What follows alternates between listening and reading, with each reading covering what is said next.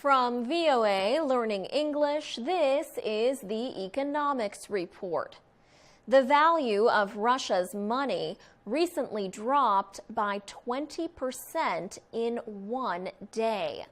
The ruble soon regained some of its value compared to the dollar. However, the decreasing value of Russia's money has raised fears in Moscow of rising prices.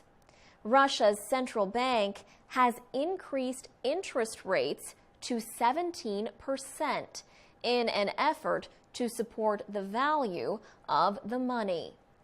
Russian officials are seeking help from some of the country's biggest companies. In December, Russian Prime Minister Dmitry Medvedev met with the heads of export businesses, including the energy companies Rosneft and Gazprom. He urged exporters to sell their foreign currency earnings rather than save them in an effort to support Russia's currency. Not everyone is hurt by the ruble's decrease. Russian exporters are paid in foreign currency and can make gains when the ruble's value is low. Importers, however, suffer the most when their currency decreases in value because foreign goods cost them more.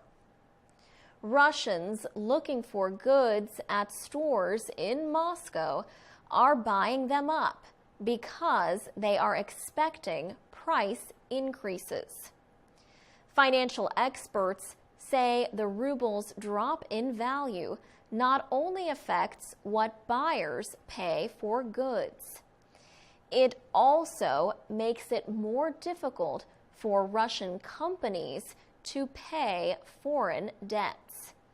This has caused concern that some Russian companies might not make their debt payments. Falling oil prices and Western restrictions over Russia's actions in Ukraine are some of the reasons that the ruble's value has dropped. For VOA Learning English, I'm Alex Villarreal.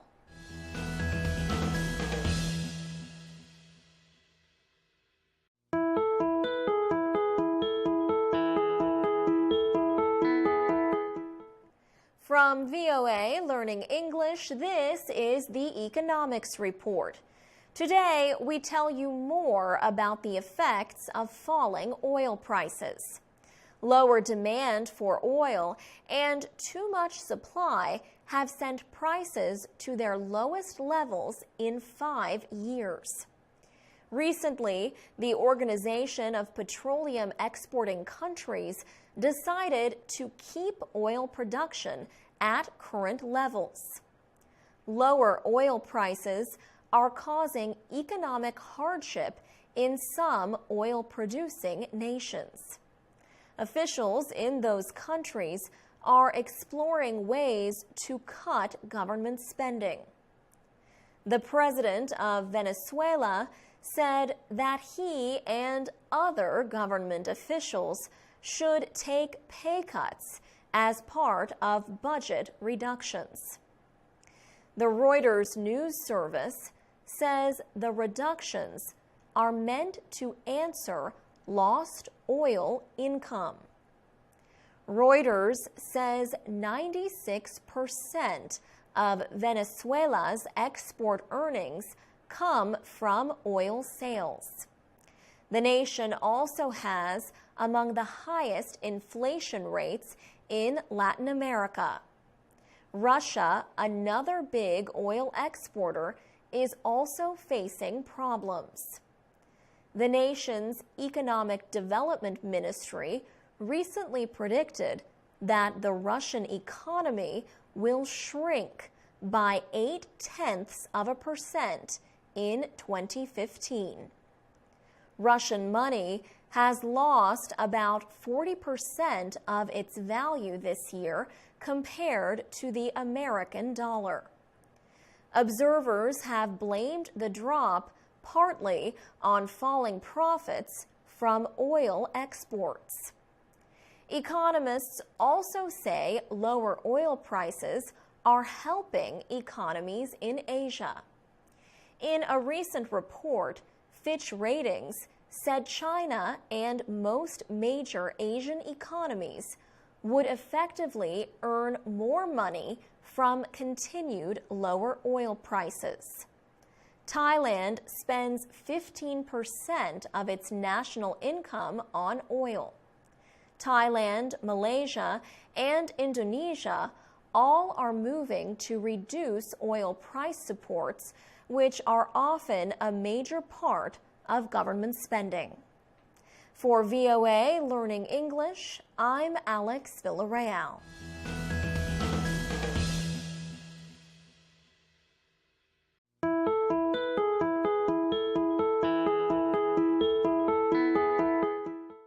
From VOA Learning English, this is the Economics Report. Slowing economic growth around the world is endangering the World Bank's goal of ending extreme poverty by 2030. That is what World Bank President Jim Kim said recently. He said the goal remains within reach, but he thinks extreme poverty will disappear only if world leaders and financial and development agencies do their part. The United Nations says extreme poverty is a condition in which basic human needs are not being satisfied or met. These needs include having clean drinking water, food, and an education. Jim Kim says the world has made some progress toward reaching the goal. He says over 25 years, the number of people living in extreme poverty has been cut in half. However, nearly 1 billion people continue to live on less than about $1.25 a day. Slowing economic growth in industrial and developing economies is affecting the fight against extreme poverty. Mr. Kim says one solution is to partner with new financial institutions, such as the Asian Infrastructure Investment Bank and the New Development Bank. Banking coalitions could help identify financing for transportation and other infrastructure needs that the World Bank alone cannot provide. Many people are concerned that new lending agencies will reduce the influence of existing ones. But Mr. Kim says the issue is not influence. He says the enemy cannot be other institutions, but has to be poverty. The World Bank is expected to consider those issues when world leaders gather at the United Nations later this year. For VOA Learning English, I'm Alex Villarreal.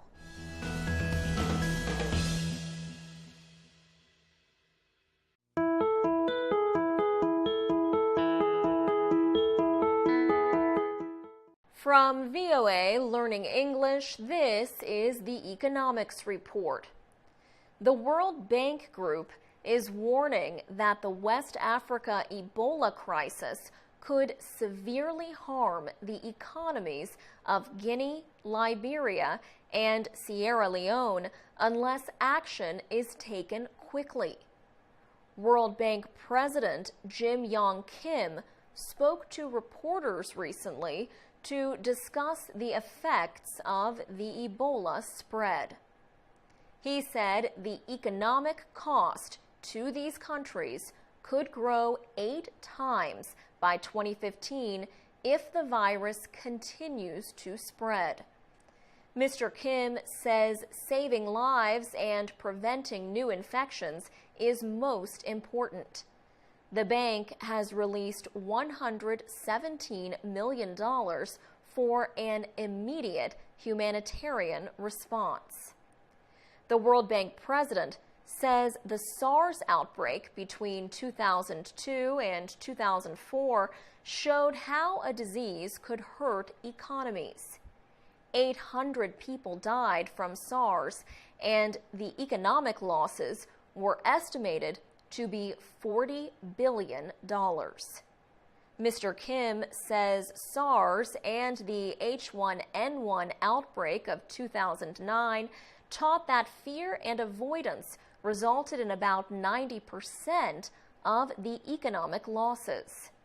That means the disease is causing 2 levels of economic damage. One is from the actual spread of the virus, but the other is caused by fear.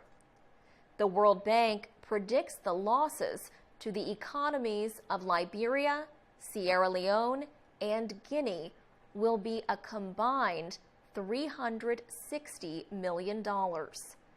But estimates show that losses could reach billions of dollars if the Ebola virus spreads widely to other African nations. Mr. Kim says fast action is necessary. He says getting the disease under control is still far away. That is because there are not enough healthcare workers in the affected areas. The World Bank president says the most important issue is to act quickly in order to limit economic losses. For VOA Learning English, I'm Alex Villarreal.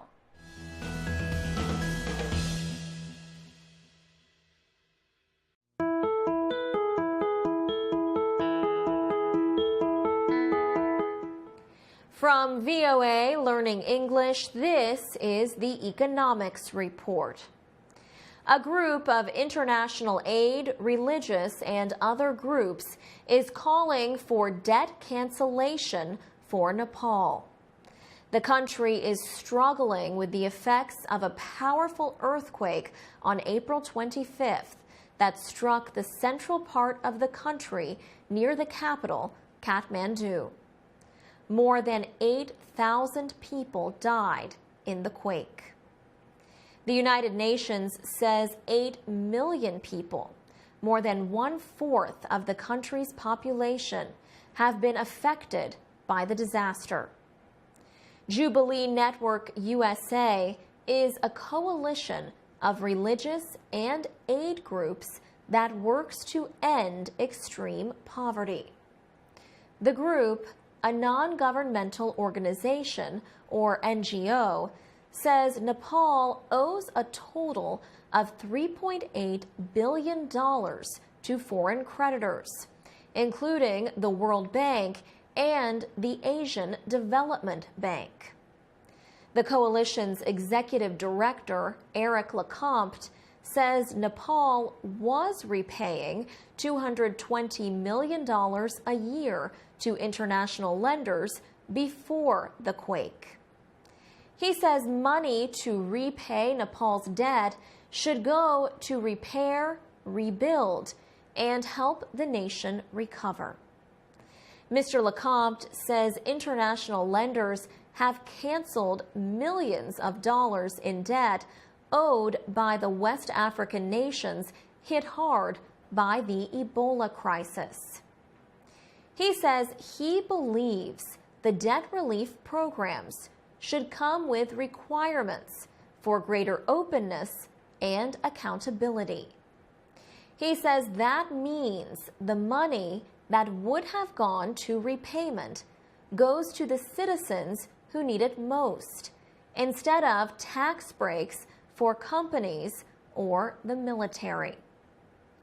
The International Monetary Fund's Jerry Rice says the agency will send experts to study Nepal's needs as soon as the humanitarian situation subsides. However, another deadly earthquake of magnitude 7.3 struck Nepal on May 12th. For VOA Learning English, I'm Alex Villarreal.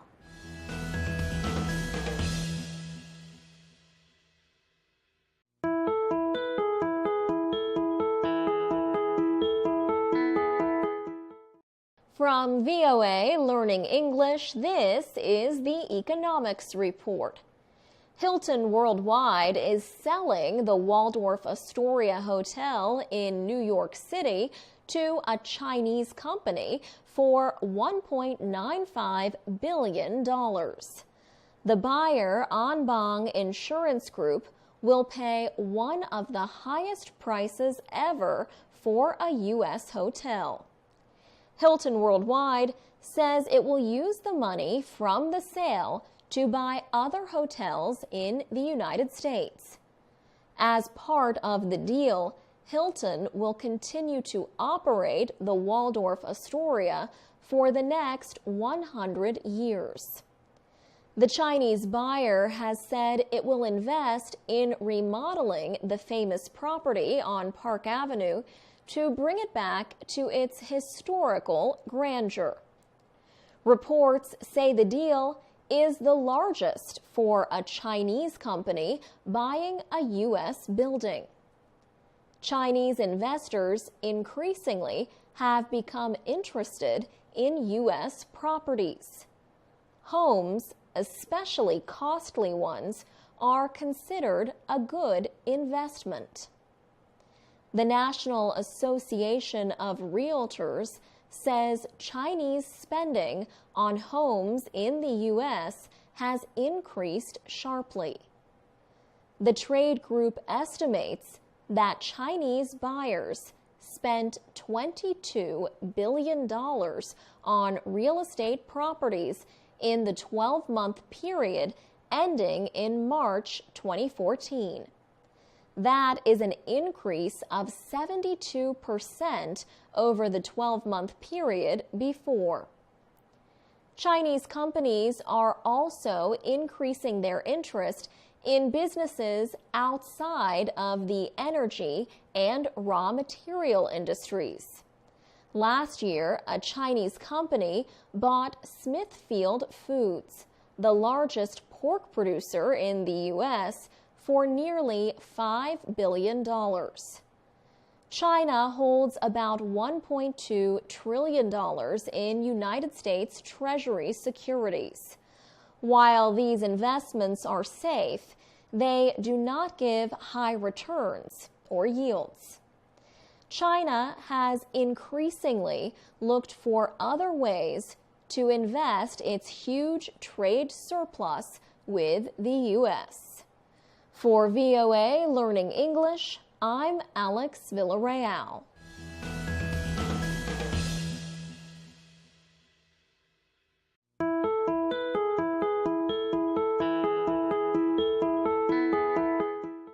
From VOA Learning English, this is the Economics Report. About 500 American companies operating in China say they are making a profit. But top-level officials with the companies say they increasingly feel unwelcome and targeted by the Chinese government. The American Chamber of Commerce in China, known as AmCham China, recently released the survey results of its members. 57% of top-level managers said they feel Chinese officials are concerned about investigating foreign companies. The survey said that nearly half of the officials felt unwelcome doing business in the country. However, most businesses asked said they remain profitable or very profitable. In China, the investigation of foreign companies has become common since President Xi Jinping took power. Chinese officials have examined the operations of Microsoft, Qualcomm, Audi, McDonald's, and other foreign companies. AmCham China represents more than 1,000 U.S. businesses. Its chairman, James Zimmerman, says he does not believe the government is targeting such companies on purpose. The group's representatives often meet with U.S. and Chinese officials. It can be difficult for private companies to operate in China's business environment. China has experienced huge changes since it moved from a planned economy to a more market-driven one.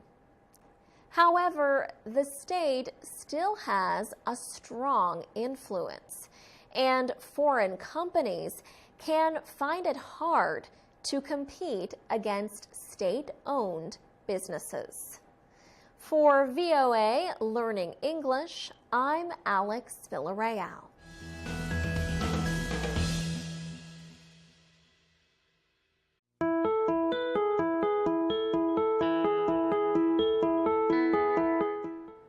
From VOA Learning English, this is the Economics Report.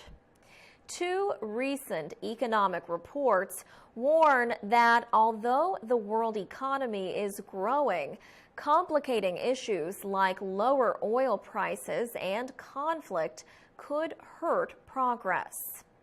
The International Monetary Fund, or IMF, has reduced its prediction for world economic growth from 3.8 to 3.5%. That is still an improvement over 2014. But the international lender says some major economies are facing economic struggles. The price of oil is about half of what it was last June. The IMF's chief economist, Olivier Blanchard, says lower oil prices have helped many major economies, but investment has dropped in oil exporting countries. The United Nations also released a report called the World Economic Situation and Prospects 2015. UN economists predict growth this year will be 3.1%. They point out that crises like the Ebola outbreak in West Africa and conflict in Ukraine could hurt a world economy showing signs of improvement. Many see cost-cutting as a barrier to growth. High debt levels have limited opportunities for expansion in Europe. Alfredo Calcagno is an economist with the UN Conference on Trade and Development. He says big cost-cutting programs suppress economic recovery. Greece, he said, is one example. The report predicts Africa's growth rate will increase this year and next. But in Africa south of the Sahara Desert, IMF economists say growth expectations have weakened, especially in Nigeria and South Africa.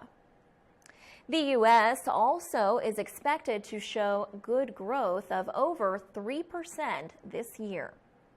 UN economists expect East Asia to remain the fastest growing area with economic expansion of almost 5%. China's growth is expected to be under 7% this year. For VOA Learning English, I'm Alex Villarreal.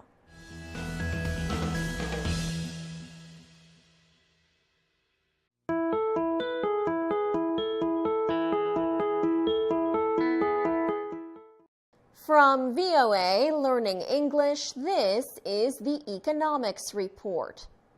Economists have studied how markets work for a long time. Generally, they work well, but markets do not always perform as expected.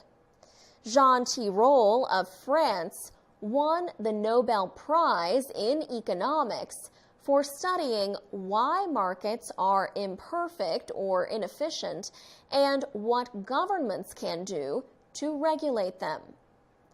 The Royal Swedish Academy of Sciences announced the $1.1 million prize in Stockholm.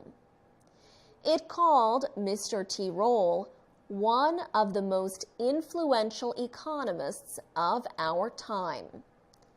The organization said he had done important research in a number of areas. But, it said, most of all, he has clarified how to understand and regulate industries with only a few powerful firms. A small number of companies that control an industry is called an oligopoly. For about 30 years, Mr. Tirole researched periods when markets failed, that is, when they did not provide good results in price and competition. He looked at how a small number of large companies, or even a single company, can strongly influence industries. Banking and telecommunications were among the industries he studied. The Nobel Committee said that unregulated markets often produce socially undesirable results. They can result in higher prices or companies that use their market position to block others. The committee said it chose Mr. Tirole because he thought about how best to regulate markets. Mr. Tirole works at the Toulouse School of Economics in Toulouse, France. He is 61 years old. The Royal Swedish Academy will honor Mr. Tirole at the Nobel Award ceremony in Stockholm, Sweden, December 10th. For VOA Learning English, I'm Alex Villarreal.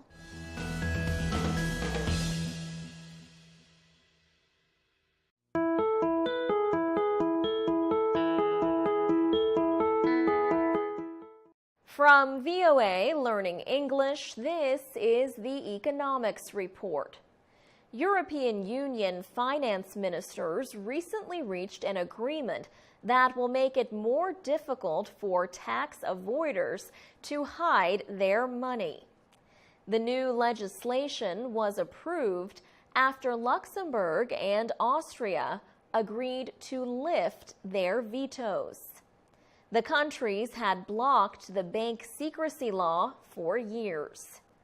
The new law means that depositors will no longer be able to hide their money from governments in EU countries like Luxembourg.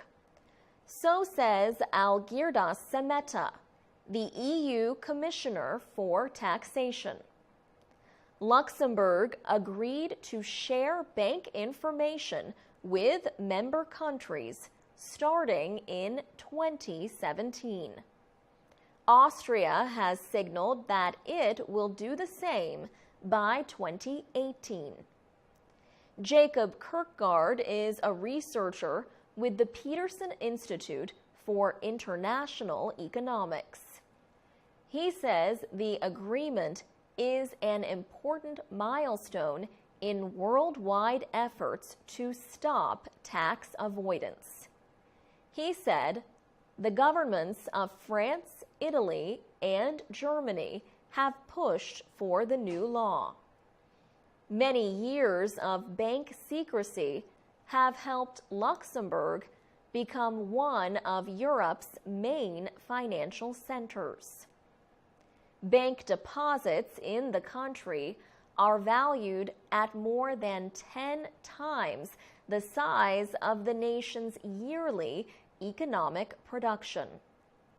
Switzerland once was among the world's biggest tax havens, countries with little bank regulation or with low taxes. But the country ended its bank secrecy policy last year after facing intense legal pressure from Europe and the U.S. People seeking to avoid taxes in their home country can still hide their money in less developed countries where bank supervision is weaker.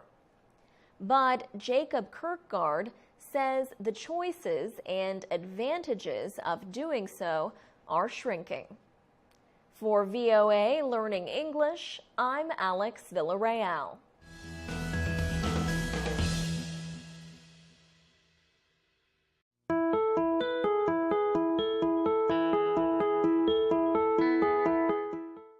From VOA Learning English, this is the Economics Report. Researchers say that China has provided South Pacific countries with financial assistance worth more than $1 billion in 10 years. The Lowy Institute for International Policy, based in Sydney, Australia, did the study. It is the first comprehensive or complete study of China's growing aid program for the South Pacific. The report says China is likely to become the area's third biggest donor after Australia and the United States. The Institute says the aid seems mostly to be a good action by a responsible global or world citizen. It also says the financial assistance might be a way to ease tensions. Researchers say tensions are caused by a growth in new Chinese companies and Chinese migrants to South Pacific islands. Chinese fishing and mining operations are causing special concern among island communities. The largest Chinese investment project in the region is the $1.6 billion Ramu nickel mine in Papua New Guinea. There is a dispute over its effect on the environment. But China hopes to present a more positive image as a major aid donor. The Lowy Institute study examined information from 500 sources, including budgets, business documents, and government statements. It is the first major study on the subject.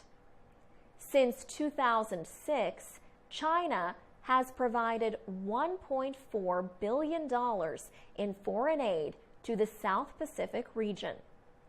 China has diplomatic relations with 8 South Pacific island nations. Australia remains the largest donor, providing almost $7 billion over the last 10 years. For VOA Learning English, I'm Alex Villarreal.